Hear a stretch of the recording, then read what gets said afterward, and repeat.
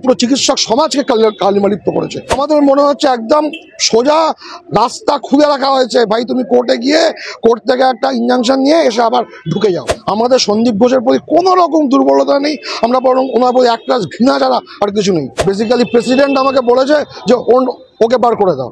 বেআইনিভাবে বাতিল করা হয়েছে। হ্যাঁ, এটাই তো আমরা 19 তারিখের মিটিং এবং আজকে 19 তারিখের ডেপুটেশন এবং ধর্না এবং আজকের আমরা যে ফলো আপ করতে আসলাম তাতে কিন্তু উনি স্বীকারই করে নিলেন যে এটা বেসিক্যালি প্রেসিডেন্ট আমাকে বলেছে যে ওকে বার করে দাও। এভাবে হয় না। আমাদের সন্দীপ ঘোষের প্রতি কোনো রকম দুর্বলতা নেই, আমরা বরং ওনার প্রতি একটা ঘৃণা ছাড়া আর কিছু নেই। উনি পুরো চিকিৎসক সমাজকে কালিমালিপ্ত করেছে। কিন্তু যে কোনো লোককে একটা কুটি থেকে বার করতে গেলে তার একটা আইনি পদ্ধতি থাকে, যাতে ভবিষ্যতে উনি সেই আইনের ফাঁক গলে আবার না সেখানে ঢুকতে পারে।